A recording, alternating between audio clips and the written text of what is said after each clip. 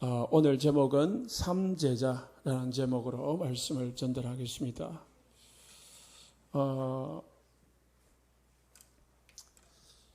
지난주에 말씀을 드린 것 중에요, 많은 사람들이 의식주에 빠져 있습니다. 의식주라는 것은 필수적인 거죠. 사람이 살아가는데 없어서는 안 되는 거지요. 먹고 살아야 되니까. 그런데 사람은 육신적인 존재이기도 하지만은 영적인 존재이고요, 정신과 마음을 가지고 있는 인간이기 때문에 사람이 떡으로만 살 수가 없어요. 그래서 예수님은 오직 하나님 입에서 나오는 말씀으로 살 것이니라 했거든요. 그런데 사람들은 떡만 있으면은 다 되는 줄 알고, 떡만 있으면은 행복한 줄 알아요. 그래서 사람들은 이 떡을 쫓아가다가 결국은 떡이 안 나오니까, 떡이 없으니까 예수님을 다 떠나가고 있습니다.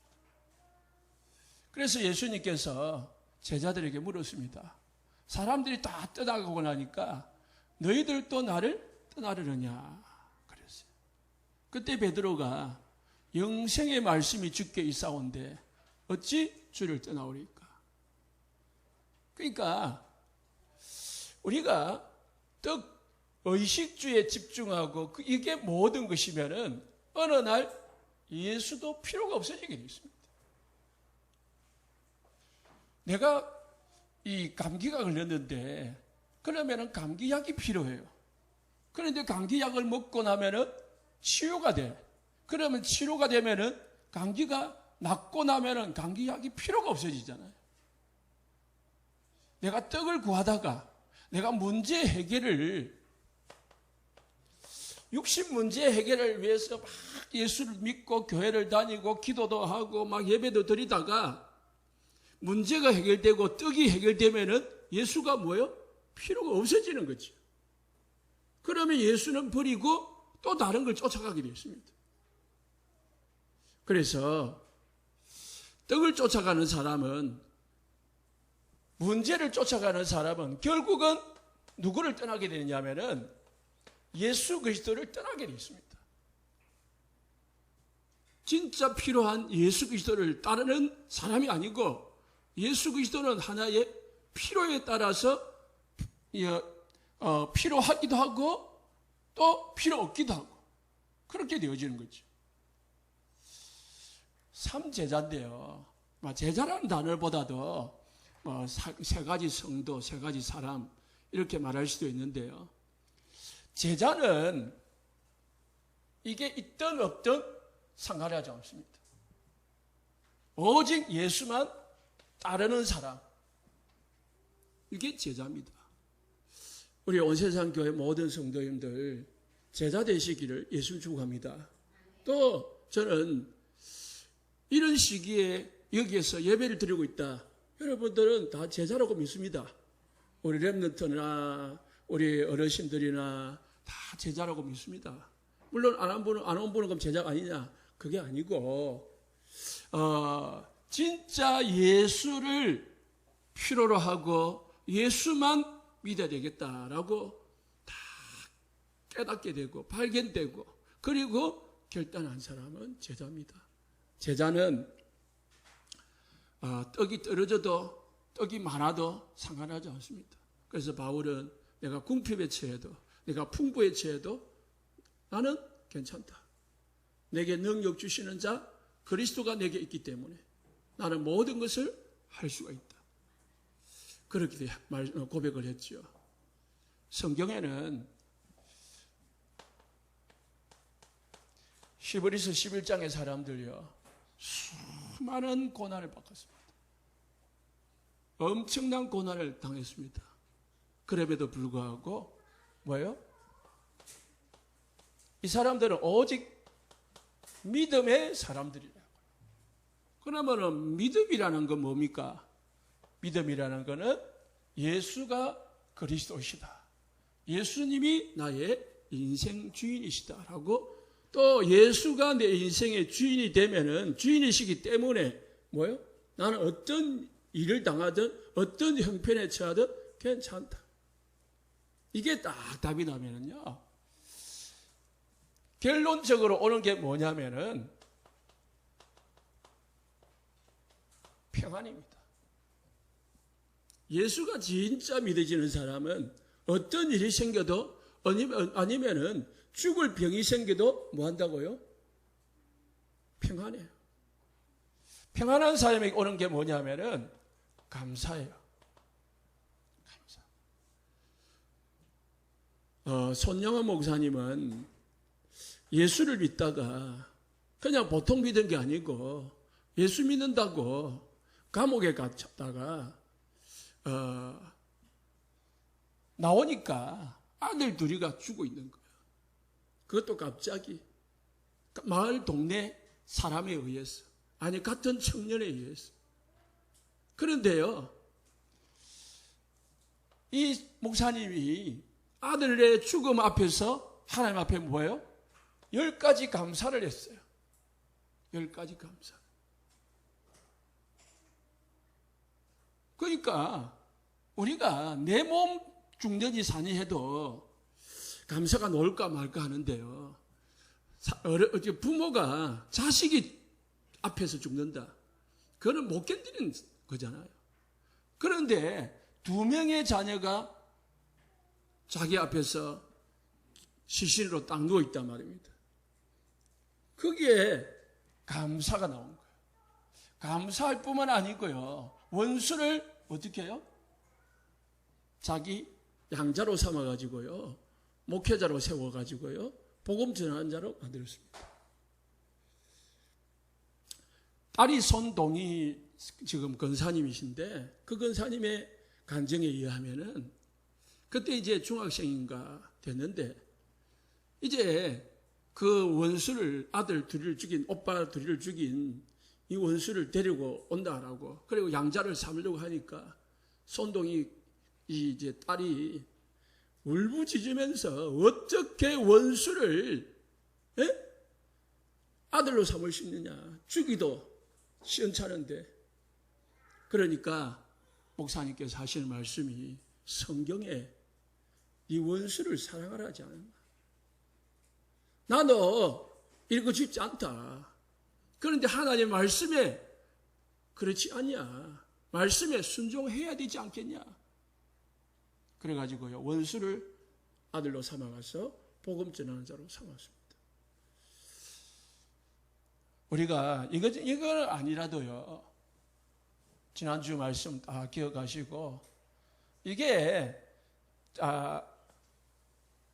여기서 우리가 이게 되어지면은 결국은 이거는 응답으로 따라오는 것입니다. 하나님이 주시는 응답으로. 하나님이 주시는 응답으로 진짜 받게 되면은 모든 어떤 병이 걸려도 치유되게 돼 있고요. 어떤 경제 문제도 그냥 먹고 사는 경제 정도가 아니고 빛의 경제로, 전도 선교 경제로 바뀌게 돼 있고, 우리가 아무것도 할 수 없는 무능 가운데 있을지라도 하나님의 은혜가 임하면은 어마어마한 능력을 바라는 능력의 사람으로 바뀌게 돼 있다는 것입니다. 그건 응답으로 따라온다니까요. 자, 오늘은 삼제자라는 말을 왜 쓰느냐. 우리 교회가 이제 크게 성장하지는 못했지만은 그래도 이제 7년이라는 세월이 흘렀는데요.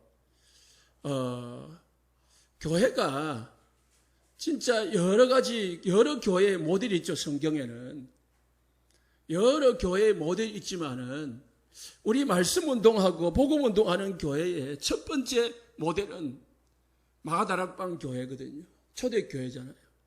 이 초대교회가 한 게 뭐냐면은 3가지 제자가 있더라고요. 제가 초대교회를 딱 살펴보니까 이번 주에 3가지 제자가 있는 거예요. 그래서 우리 교회 안에도 이 3 제자가 있어야 되지 않겠냐. 기도하는 마음으로, 또 여러분과 함께 하면서 기도할 마음으로 오늘 말씀을 전달합니다. 첫 번째는 복음 제자입니다. 복음 제자란 말은 복음으로 답을 낸 자야. 오직 복음이 된 제자. 다른 말로 하면은 전도하고 선교하는 제자. 진짜 복음을 깨달으면 나오는 게 삶이 전도 선교에 방향 맞춰지게 되어 있습니다. 진짜 내가 받은 복음이 뭔지를 알게 되면은 불신자 상태가 보여지게 되어 있고요. 흑암 시대, 흑암 지역에 있는 사람, 재앙지대에 있는 사람, 사각지대에 있는 사람들이 보여지게 되어 있습니다. 그래서 복음 제자는 전도 선교 제자라고 할 수도 있습니다. 그럼 복음이 뭐냐? 로마서 1장 2절 4절에 보시면은 8장이 아니고요. 이 복음은 이라고 있습니다. 로마서 1장에서 바울이 로마 성도들에게 제일 먼저 뭘 설명했냐? 복음이 뭐냐라고 설명하면서 이 복음은 하나님이 구약 성경의 선지자들을 통해서 이 아들에 관하여 약속을 했는데 그 미리 약속하신 것인데 그 아들에 관하여 말하면 육신으로는 다윗의 혈통에서 다윗의 후손으로서 났고 영으로는 죄로 말미암아 죽었다가 십자가에 죽었다가 하나님의 능력으로 부활한 예수 그리스도시니라. 쉽게 말합니다. 복음은 뭐라고요? 예수 그리스도. 이게 복음입니다. 더 쉽게 말하면 예수님께서 우리를 위하여 행하신 일이 복음입니다. 예수님이 무슨 일을 행하셨습니까? 하나님 만나는 길을 여시고요. 사단의 모든 권세를 깨뜨리시고 우리를 사단에서 해방시켜 주시고 우리에게 모든 죄와 저주를 해결하시고 거기서 승리할 수 있도록 길을 열어주신 분이 예수님이십니다. 그 일이 그리스도이십니다. 이 복음의 제자가 여러분이고 또 여러분을 통해서 제자가 나오게 될 줄로 믿습니다. 복음에 우리가 딱 답을 내면 돼요. 그러면은 우리가 복음을 받았는데요. 이 복음을 받음으로 이제 우리가 구원을 받았잖아요. 우리 모든 성도들이 구원을 받았는데 오늘 이 말씀을 들으면서 참 감사가 회복되시기를 예수님의 이름으로 축복합니다. 구원의 시작이라는 말은 진짜 구원의 시작은 이 구원이 얼마나 가치 있는가를 알아야 돼요. 가치. 왜?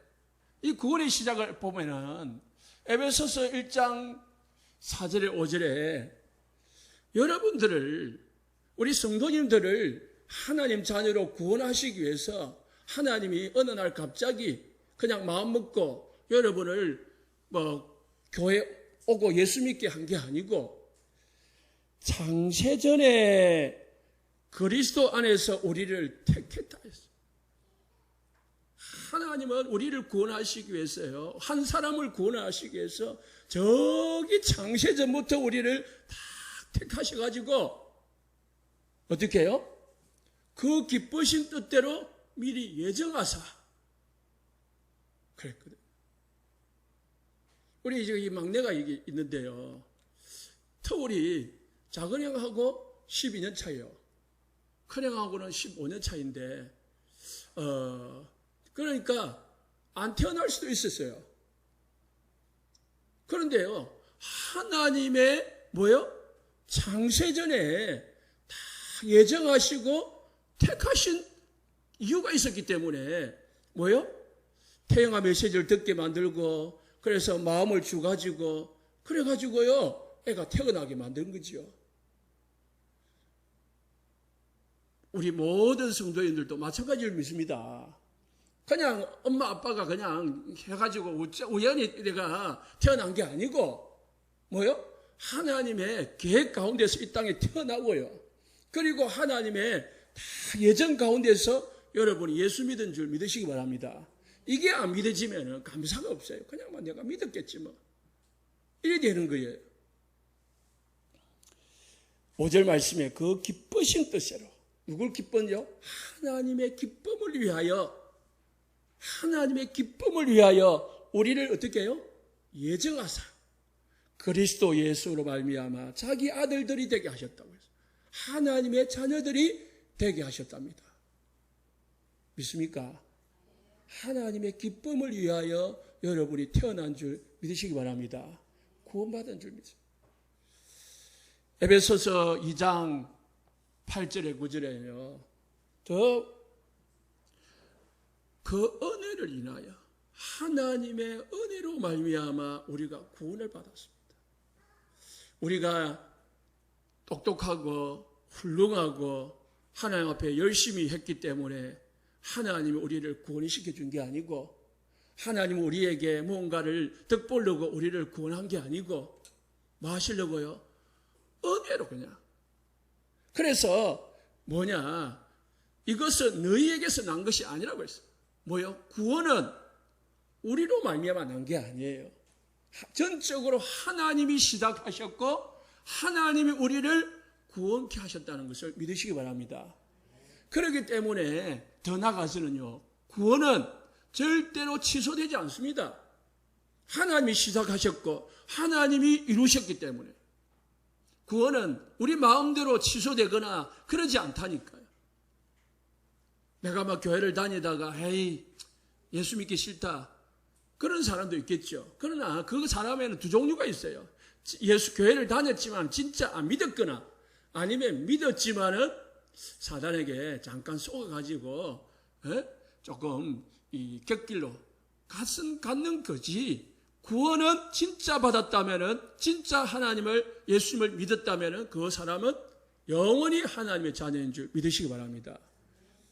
그래서 우리가 함부로 성도들을요 판단할 게 아니라니까요.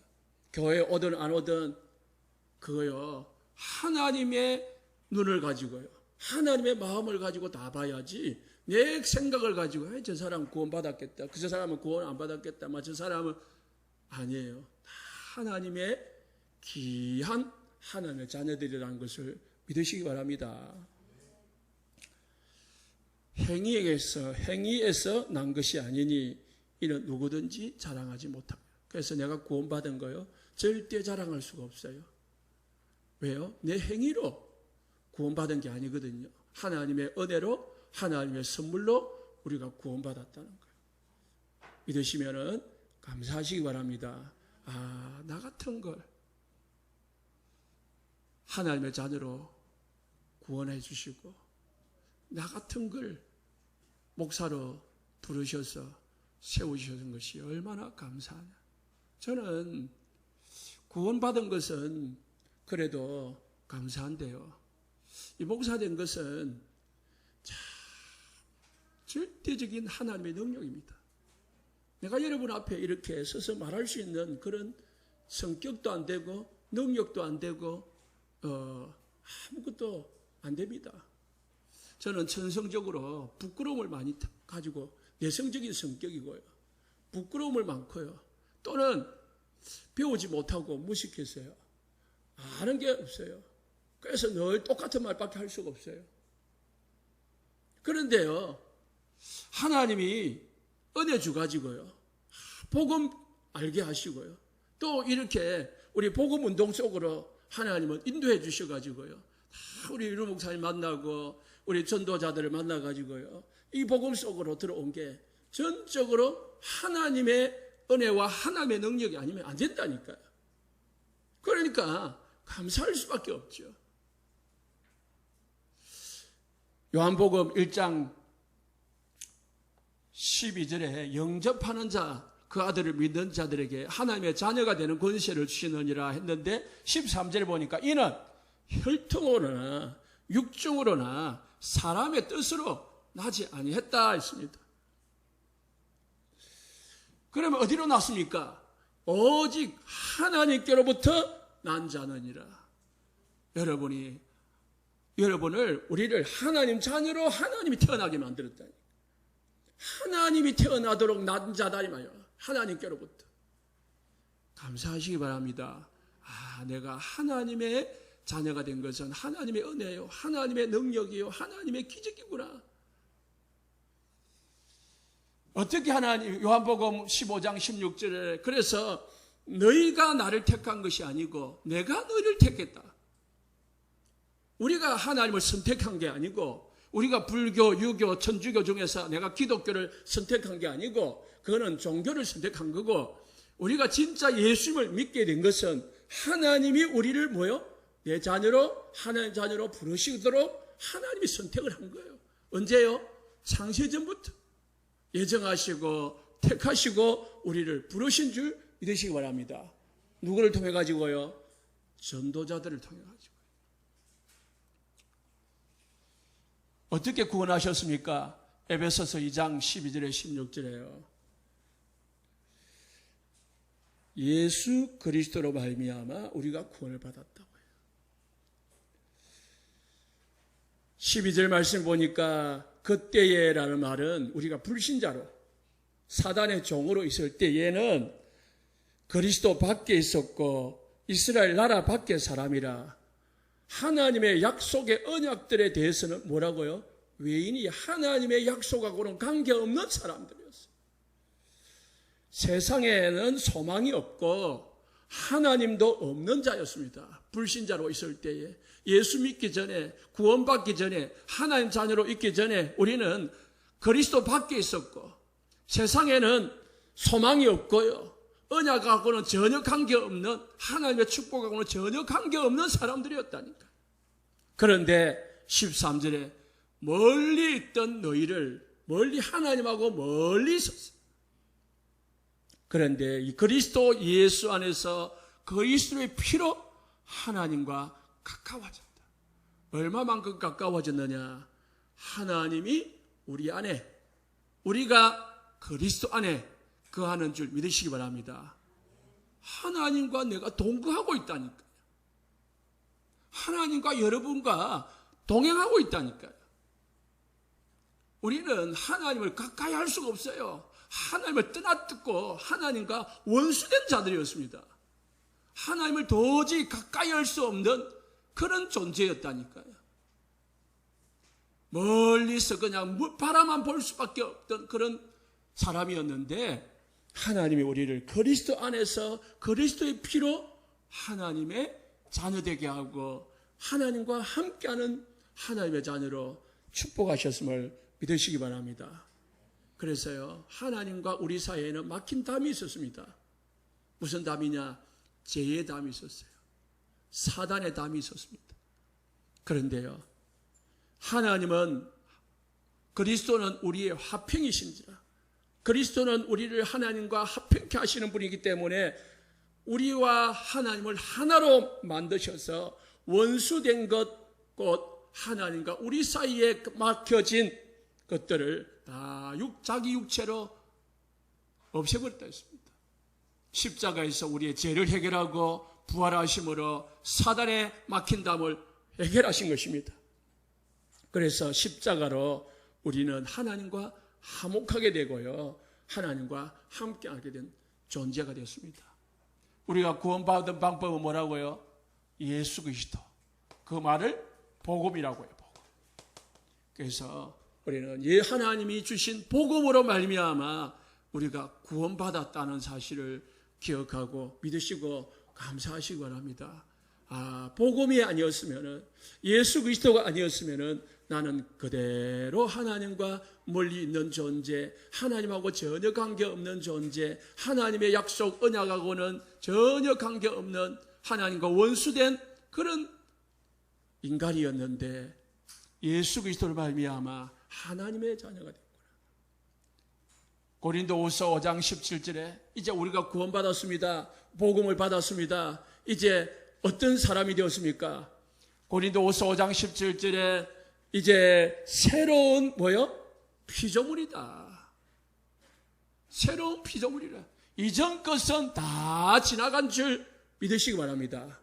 딱 이제 과거 문제, 과거의 모든 상처 다 끝내버리라니까. 자꾸 과거에 매여 있지 말고, 과거에 상처 매여 있지 말고, 과거에 내가 체험한 거 거기에 자꾸 붙잡혀 있지 말고, 예수 믿기 전에 당했던 모든 상처, 아픔, 과거 예수 믿기 전에 있던 모든 문제들 다 예수님이 끝낸 줄 믿으시기 바랍니다. 그리스도 예수 안에 있는 자에게는 생명의 성령의 법이, 그리스도 예수 안에서 우리는 뭐요? 새로운 하나님의 자녀로 태어난 겁니다. 그래서 내가 그리스도와 함께 십자가에서 뭐요? 못 박혀서 나는 죽은 거예요. 여러분들은 죽었는데 왜 자꾸 살아가지고 옛것을 기억하고 더듬고 아픔을 아파하고 그리고 막 상처 속에 들어가려 하십니까? 끝내버려. 옛사람은 죽어버렸어요. 내가 그리스도와 함께 십자가에 못 박혔다 했습니다. 예수님이 십자가에서 죽으실 때 우리도 죽은 거예요. 믿습니까? 예수님을 영접합니다라고 고백할 때는 우리는 예수님의 십자가에 나도 박힙니다라는 뜻입니다.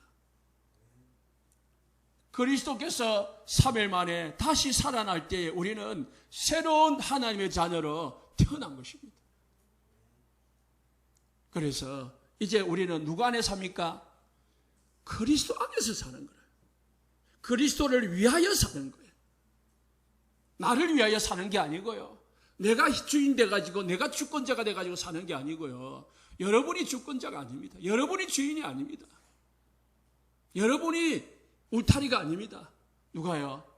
예수님이 우리의 울타리가 되고 우리의 주인이 되고 우리의 보호막이 되고 우리의 모든 인도자가 된 줄 믿으시기 바랍니다.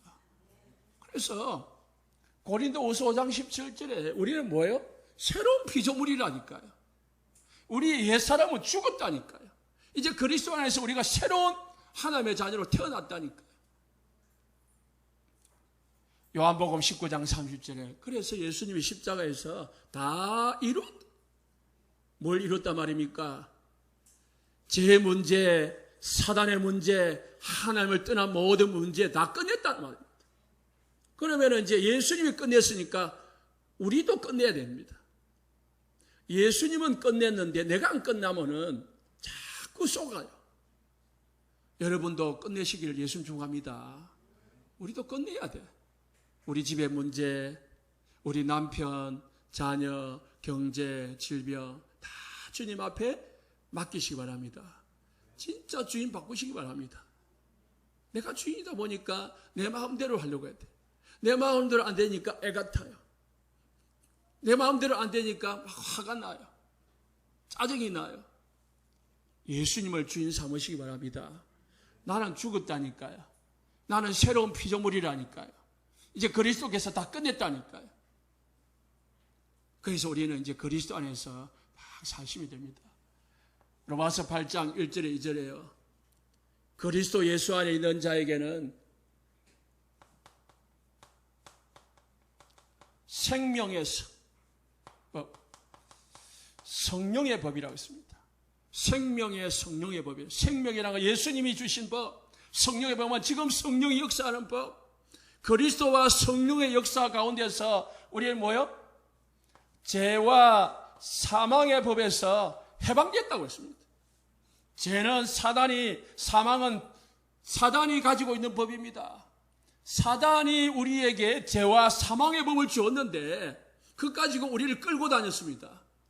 사주팔자 운명으로, 지옥의 건세로, 그리고 저주로, 재앙으로, 문제로, 자꾸 과거의 이 상처로, 과거의 아픔으로 그걸 끌고 자꾸 매여 있대. 생명의 성령의 법이 죄와 사망의 법에서 너희를 해방한 줄 믿으시기 바랍니다. 법적으로 끝냈단 말입니다.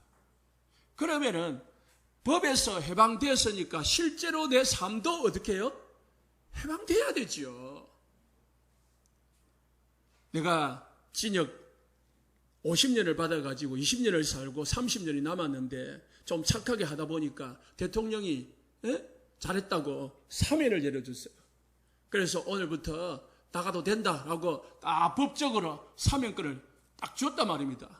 그런데 내가 안 나가려고 나는 30년이 남았어요. 이리 버티고 있으면 되겠습니까? 제가 쫓아냈어요. 밭에 이 해방대에 나왔습니다. 출소 나왔습니다. 잡으러 오면 어떻게 하지? 내가 또 들어가면 어떻게 하지? 걱정하는 게 정상입니까? 아니라니까요. 우리가 그렇게 해요, 사실은. 빠져나오는데 날짜 따지고 방향 따지고 온갖 미신에 잡혀가지고 여기서 빠져나오지를 못하는 거예요. 해방된 줄 믿으시기 바랍니다. 그 어떤 사람은 해방되는데 하고 마음대로 그냥 죄짓고 하는데요. 그건 나쁜 사람이고요. 하나님 자녀는 하나님답게. 그래서요. 복음은 구원으로부터 시작되는데요. 복음으로 말미암아 우리가 구원받았고요. 복음으로 말미암아 우리가 이 축복 속에 들어왔다는 거예요. 그래서요. 이 복음이 모든 문제 다 끝냈구나. 여기에 딱 결론 내면 됩니다. 그래서 우리 이제 오직 복음하면 되구나. 그런 문제를 어떻게 합니까? 예수님이 주인 되고 예수님이 나의 주권자가 되면은 주님이 책임지고 응답하시고 축복하신 줄 믿으시기 바랍니다. 진짜 복음 되면은 뭐예요? 떡도 주고 또 병도 고쳐주고 경제도 주고 능력도 준다 했잖아요. 이게 안 믿어지면은 계속 쫓아가게 됐습니다. 복음 다 결론 내시기 바랍니다. 그래서 오늘 본문 말씀에 보면은요, 베드로가 성령 충만을 받고 어떤 많은 사람들이 초대교회로 몰려들었습니다. 방언하고 능력을 행하고 하니까 사람들이 모여드니까요. 베드로가 뭘 말했습니까? 옛날 같으면은 옛날 그 이야기했을 겁니다. 그런데요, 오직 복음 이야기했잖아요. 36절에 이스라엘 온 집은 확실히 알지니 너희가 십자가에 못 박은 이 예수를 하나님이 주와 그리스도가 되게 하셨느니라. 우리가 어찌할꼬 하니까 베드로가 또 38절에 너희가 회개하여 각각 예수 그리스도 이름으로 세례를 받고 제사함을 받으라. 그리하면 성령으로 선물을 받으리라. 사람들이 회개하고요.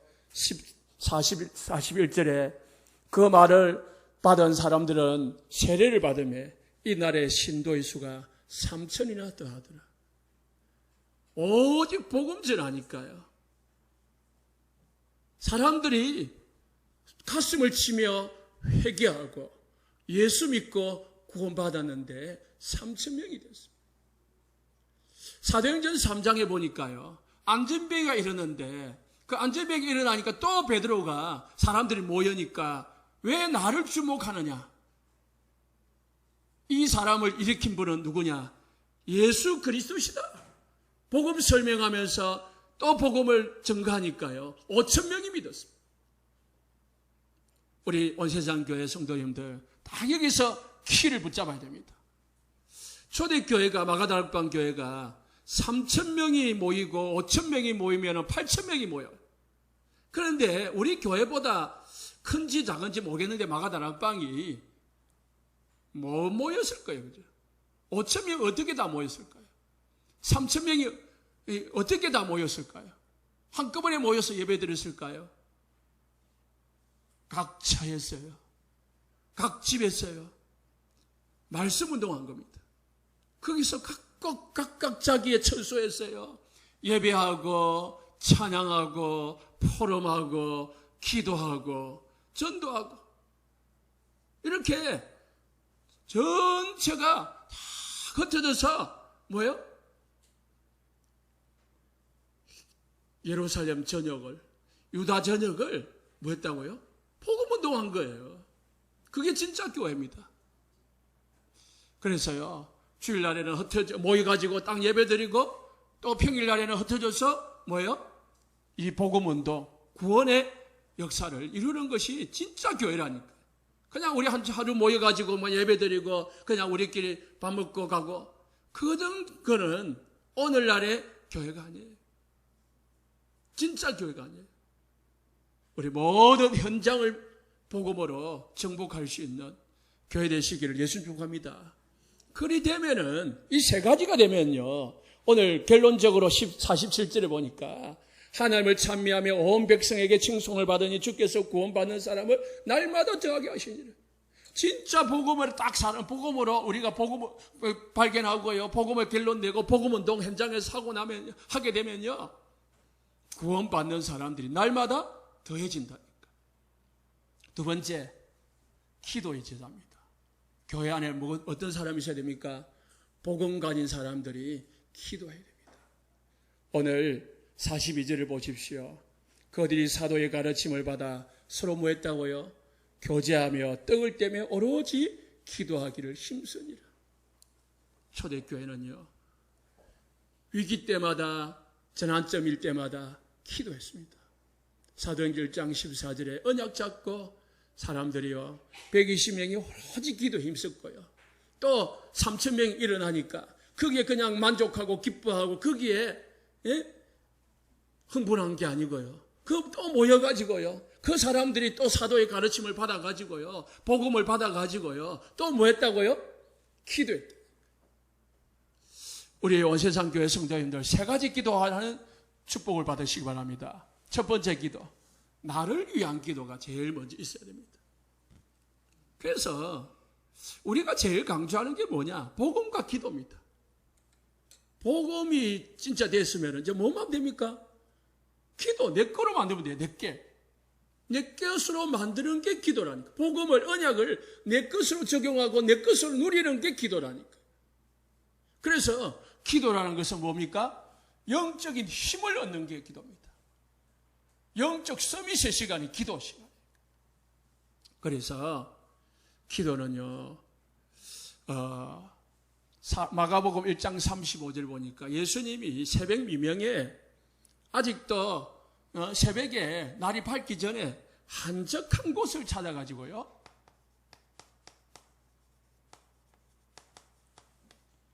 뭐 했댔습니까? 혼자서 기도했다고 했어요. 마태복음 14장 23절에 지난주 본문인데요, 예수님이 뭐예요? 제자들을 떠나보내고 혼자서 남아서 따로 산에서 뭐 했다고요? 기도하러 올라가셨다 했어요.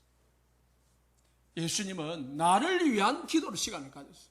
예수님 자신을 위한 기도 시간을 가졌다니까요. 예수님도, 우리도요, 하루를 시작하면서, 하루를 마치면서, 하루를 진행하면서 뭐 해야 됩니까? 기도 속에 있어야 됩니다.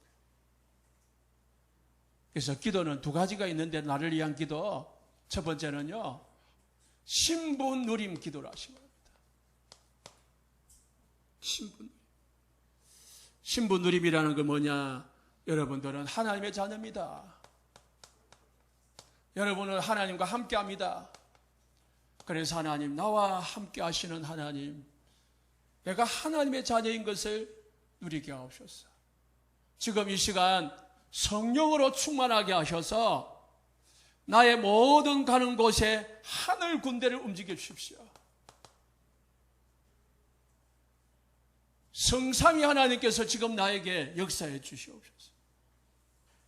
우리에게 하나님의 자녀된 신분과 하나님의 자녀된 축복을 주셨거든요. 이 축복을 누리는 기도를 하시면 돼요. 두 번째는요, 권세 누림의 기도가 있습니다. 가는 데마다 흑암, 가는 데마다 강한 자, 어둠의 권세가 예수 그리스도의 이름으로 떠나가게 하옵소서. 우리 집에, 우리 자녀들에게, 내 있는 모든 현장에 사단의 권세가 꺾어지고 1천만 제자가 일어나게 하옵소서. 이 김의 땅에 7천 제자가 일어나고 70지교회가 일어나게 하옵소서. 기도하시면 됩니다. 그래서요, 두 번째 기도가 있습니다. 사명 기도가 있습니다. 마태복음 26장 36절 42절 보니까 예수님은 사명을 감당하기 위해서요, 마지막 피땀 흘리는 기도를 하셨습니다. 잡히시기 전날 밤에 게세마네라는 동산에 올라가 가지고요, 예수님이 기도하신 내용입니다. 땅에 엎드려서 예수님이 기도하시는데요, 뭐요? 아버지여, 할 수만 있으면 이 잔을 나에게서 지나가게 하옵소서. 사명기도입니다. 그러나 나의 원대로 마옵시고 아버지의 뜻대로 하옵소서. 예수님이 받은 사명은 십자가를 지고 죽어서 우리 인간의 모든 죄의 문제, 저주의 문제를 해결하는 게 예수님의 사명인데, 그 사명을 감당하기에는 육신이 너무나 힘든 거예요. 그래서 피할 수만 있으면 피하고 싶은 거예요. 그래서 할 수만 있으면 하나님이여, 이 잔을 나에게서 지나가게 하옵소서. 그러나 아버지의 뜻대로 하옵소서. 사명 감당하게 하달라. 우리에게 사명이 있습니다. 목사의 사명, 중직자의 사명, 전도자의 사명, 사명이 있다니까. 이 사명을 감당할 수 있도록 하나님 나에게 은혜를 달라고, 믿음을 달라고 기도하는 축복이 있으시기 바랍니다. 사명을 감당할 수 있는데 내 마음대로 힘으로 안 되는 거잖아요. 세 번째는요, 중보기도입니다. 여러분, 마태복음 10장 12절에 13절에 남의 집에 들어가거든 뭐 하라고요? 평안을 빌으랬어요. 빌었는데 그 사람이 받을 만하면은 그 집에 임할 것이고, 받지 않으면은 너에게 그 평안이, 그 축복이 임할 것이라 했습니다. 로마서 1장 9절에 이렇게 말했습니다. 쉬지 않고 기도했다. 누가? 바울이요, 로마 성도들을 두고요, 나는 너희들을 두고 쉬지 않고 기도했다. 무슨 말입니까? 여러분, 다른 사람을 두고요, 다른 성도를 두고 늘 기도의 응원을, 축복을 빌으시기 바랍니다. 여러분 자신을 위해서 기도하지만은 또 누구요? 우리 연약한 성도들을 두고요, 질병자를 두고, 어려움 당하는 성도들, 그리고 성도들의 가정 구원을 두고, 지역 복음화를 두고요, 이렇게 이 다른 성도들을 두고 기도하는 거예요. 이게 우리 기독교의 가장 축복이라니까요. 불교는요, 남을 위해서 기도하는 거는요, 100사람을 봐도요, 기도하는 사람 없어요. 찾아봐봐요. 남을 위해서 기도하는 사람이 있는지 없다니까요. 하나님 우리에게 주신 축복입니다. 에베소 6장 18절에 19절에 보시기 바랍니다.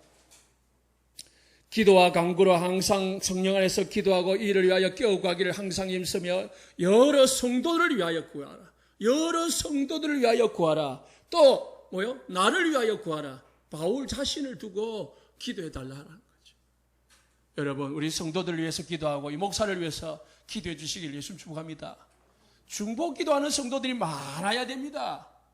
그래야 교회가 은혜로워지고 능력이, 하나님의 역사가 임하는 거죠.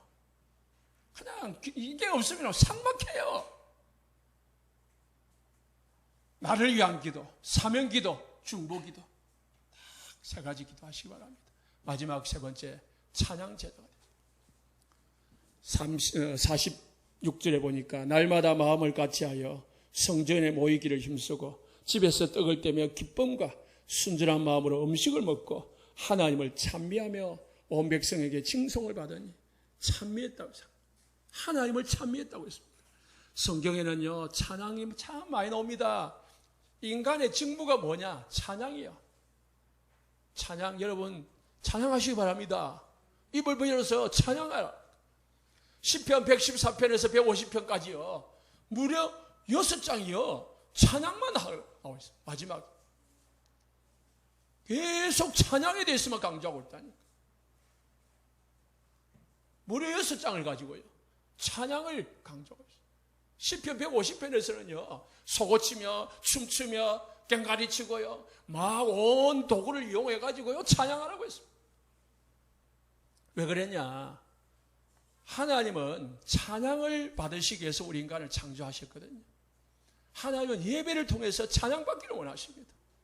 자, 보세요. 역대하 20장 1절에 30절에 보면요, 제가 시간이 있으면 찾아보려고 했는데 찾아보세요.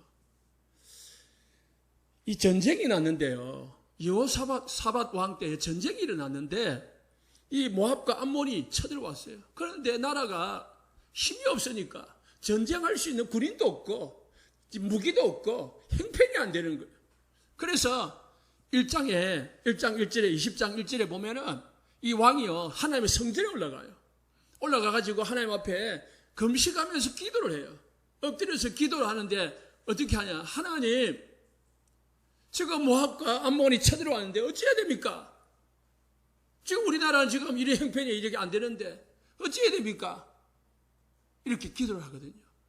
그때 하나님께서 전쟁은 네가 하는 게 아니고 내가 하는 것이다. 전쟁은 나에게 속한 것이고 너에게 속한 것이 아니다. 무슨 말입니까? 내가 전쟁할 것이다. 그러니까 너는 뭐야? 찬양대를 조직해가지고 하나님을 찬양해라. 하나님께 영광을 돌리랬어. 야, 하나님이 미리 찬양하게 한 거죠. 미리 감사하게 한 거죠. 하나님이 이기게 할 거니까 감사하라는 거죠. 찬양대를 조직해가지고요, 찬양을 했어요. 전쟁하러 가는데요, 군대를 조직해야 되는데 군대를 조직한 게 아니고 뭐요? 찬양대를 조직했다니까요. 그러니까 찬양을 해요. 찬양을 하니까요, 이 사람들이요, 물론 조그만 군대가 이제 매복을 해가지고 전쟁을 일으켰죠. 싸웠죠. 그런데요, 자기끼리 싸워가지고요, 자기끼리 다 죽어버렸어요. 전쟁이 끝나고 나서 적군들이 도망을 가서 놀래가지고 도망가고 나서 이 남은 거 있잖아요. 놔두고 간 거를 거두는데 며칠 걸렸느냐? 3일이 걸렸대. 3일. 그만큼 많은 소득을 얻었어. 전쟁 승리할 뿐만 아니고 어마어마한 소득을 얻었다. 찬양할 때 하나님의 역사가 일어납니다. 에베소서 5장 19절에 이렇게 말씀합니다. 시와 찬송과 신령한 노래들로 서로 화답하며 너희 마음으로 주께 노래하며 찬송하며 하나님을 찬양하라고 했습니다. 그리고요, 그러면 왜 그랬습니까? 찬양의 능력입니다. 에스겔서 28장, 이사야서 44장은요, 사단이 원래 찬양하는 천사였습니다. 그런데 하나님은 너무 찬양을 좋아하니까 이 사단이 교만해가지고요, 하나님을 대적하다가 하나님께 쫓겨났습니다. 그게 사단이 됐습니다. 하나님은 찬양을 기뻐하십니다. 그러니까 세 천사 중에서 찬양을 좋아하는 천사를 귀하게 여기니까, 높이 여기니까 이게 교만해가지고요, 타락을 한 거예요. 찬양할 때 사단이 제일 싫어한다니까. 반대로 쥐가 찬양하는 천사였거든. 그런데 하나님을 찬양하면은요, 싫어요. 그런데 반대로요, 사단은요, 우리 랩너들도 들으세요. 유행가라든지 팝송이라든지 뇌지 음악이라든지 이걸 사단이 이용을 해가지고 지 전문가거든요. 사람들을요, 흑암으로 끌고 갑니다. 사무엘상 16장 23절에 다윗이 사울왕이 악신이 시달려가지고요, 막 고통을 당할 때에 다윗이 악기를 찬양하니까요, 악신이 떠나갔다고 했습니다. 사무엘상 사도행전 16장 25절에 16절에 바울과 실라가 감옥에 갇혔는데 거기서 감옥에서 찬양을 하니까 하나님의 천사들이 움직여가지고요, 옥문이 열렸다고 했습니다. 찬양할 때에 기적의 역사가 일어나는 줄 믿으시기 바랍니다. 어떻게 하면 될까? 우리는 이제 역대상 23장 5절에요, 이렇게 말씀합니다. 4,000명은 그가 여호와께 찬송을 드리기 위하여 모든 악기로 찬송하는 자들이라. 찬양대를 하나님은 다윗 왕에게 성전을 세울 때에 찬양대를 조직하라고 했습니다. 그 말을 들은 솔로몬 왕은 성전을 건축하고요, 그리고 레위 지파들을 배치를 할 때에 몇 명?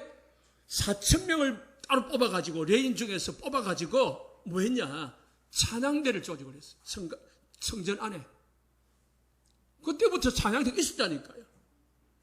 그리고 역대상 9장 33절에 보십시오. 이 찬양대는 다른 일을 안 했어요. 오로지 그냥 찬송만 한 거예요.